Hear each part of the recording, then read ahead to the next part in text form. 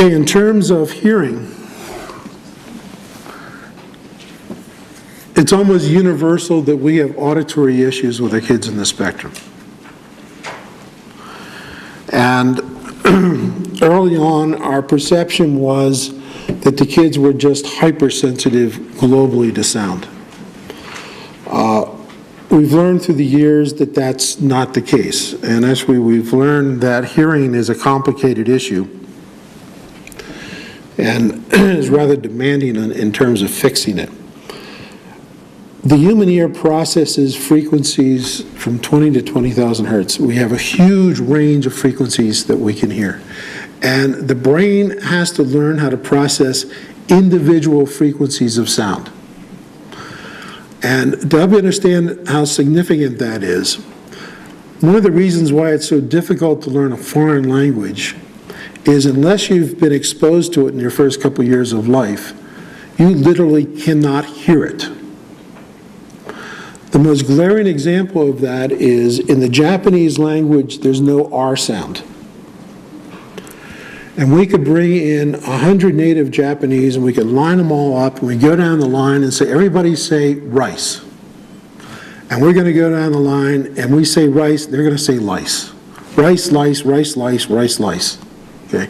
They cannot hear the R sound because they did not grow up hearing an R sound. Their brains cannot process an R sound. Now, the slowing down of the development with the kids in the spectrum and the distortions that happen in the sensory channels are such that our kids have great distortion in their hearing. We have frequencies that are overstated, and we have frequencies that are understated.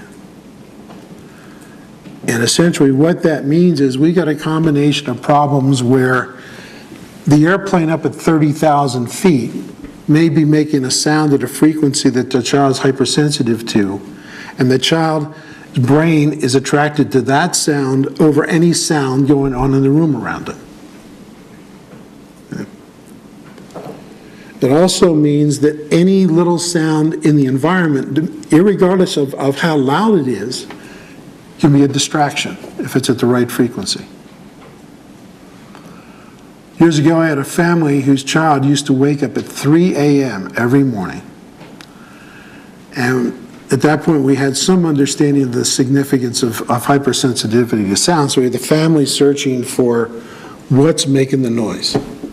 Ultimately, they discovered it, and what it was a neighbor who came home from work at 3 a.m. and opened his garage door 2 blocks away. Okay. That's all it took. And if you've got a kid who's up with the birds, that's why he's up with the birds. Okay? The birds start and they hit a frequency the child's hypersensitive to. It can bring them out of a deep sleep. By the way, there's a variety of things we do to help kids sleep, but almost universally with kids in the spectrum with sleep issues, we totally blacken out their rooms and have white noise playing in the room. By the way, the reason you blacken out the room is if you're hyperperipheral, you can see in the dark. Okay? So you can have a normally darkened room and wonder why your kid's up playing at 2 a.m. It's because they can see just fine at 2 a.m. unless you have the room totally blackened out. In the military, they actually teach soldiers, if you're trying to see something in the dark, look to the side of it, don't look directly at it. All right, because your peripheral vision will pick up the movement before you can see it with your central macular vision. So back with the auditory issues, early on, as I said, the only thing we knew was to plug the kids' ears, all right, which was not great in terms of developing their auditory function. In the mid-'70s, when I was working in Europe, I discovered a guy named Tomatis, Dr. Tomatis, who was an ENT, and he developed the first sound therapy program. And he did it pretty much as a response to soldiers with hearing issues after World War II. And Dr. Tomatis developed some instruments where he could amplify different frequencies and diminish other frequencies and help improve hearing. And back in that time, I was actually referring kids to go to Paris to get sound therapy. A few years after that, one of his students, a gal named Patricia Janry, who's up in Canada, produced a sound therapy program on audio tapes. And we used that with probably about 500 kids with varying degrees of success. Then Dr. Berard, who was one of Tomatis's associates, created a machine and brought it to the States, and we had staff trained in that, and we probably used the Berard program with a couple thousand kids, again with varying degrees of success. The concern with what we saw with Berard treatment was we had a lot of kids who had negative reactions to it. It was a bit too, well, a lot too intense. And we had some kids whose behavior would just go bonkers in the process of trying to normalize their hearing with Berard. Then we discovered a program out of Germany called Simonis, and we actually did Simonis trainings here and used that with a couple thousand more kids, again with varying degrees of success. And ultimately, we participated in the development of something called the listening program, which is a home-based program, and from everything I see is kind of the state of the art at the moment. Still in development, and hopefully will always be in development, but it's a home-based sound therapy program that we're seeing some good results with, and we're starting to do some research on using bone conduction with it as well. But if your child has these auditory issues, some form of sound therapy is required, and I'd encourage you to learn about that and investigate that. Yeah. Part of what's significant relative to understanding the auditory issues, if anybody ever had migraine headaches, you know, if you've had a migraine headache, you have some feel for what it's like to be hyperauditory, okay? You know, moms, if you have a migraine headache and your kid whispers, you know, you scream, don't be so loud. These kids are under constant stress because of the assault of these frequencies they're hypersensitive to. So it makes just living on the planet, you know, a tough, tough deal. And another reason why the kids got labeled as having psychiatric problems is, you'd hear stories about, kids who'd be on a school bus, they jump up at the school bus and run to the back and attack some kid. They're attacking some kid whose voice had a frequency that drove him nuts. Okay.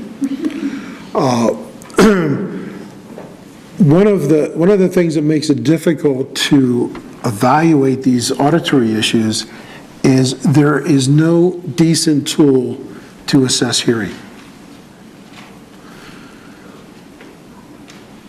If you take your child to get a hearing test, an audiogram, they're going to test 6 or 8 frequencies out of 20,000.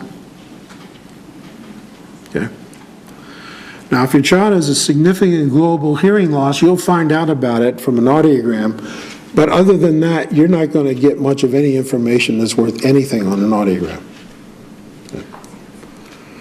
I think the potential where we're looking and we're doing a little work in the field is the best way we can perceive at the moment to test hearing is to evaluate the voice. And we have done some work with voice analysis. And kind of like, the Japanese who cannot hear the R sound, you're not going to replicate sounds that you can't process. And when we're doing the initial research on this, we would do voice analysis not only on our kids in the spectrum, but the siblings and the parents. And we discovered some very interesting things. Things like the child would attend to dad, but not attend to mom. And we would look at the child's voice, and we'd find that the primary emphasis of mom's voice was in an area the child couldn't process. Okay, but could process the frequencies in dad's voice. And then we had the situations where you had a little sister in the family that the kid just could not tolerate. And we look at her voice, and it was in this narrow range where the kid was super hyperauditory. Yeah. So very, very interesting stuff, and very significant relative to, why the child could interact well or process better with some people than other people. But at this point, there is no great way to evaluate what the hearing is. Yeah. So, you could go to an ENT and get an audiogram, and they say, well, your child's hearing is fine. No, you certainly cannot assume your child's hearing is fine. Yeah. If they're in the spectrum, if you see hypersensitivity to virtually any sounds, you can assume there's hypersensitivity to a lot of frequencies and other frequencies that are understated. Yeah. So big deal.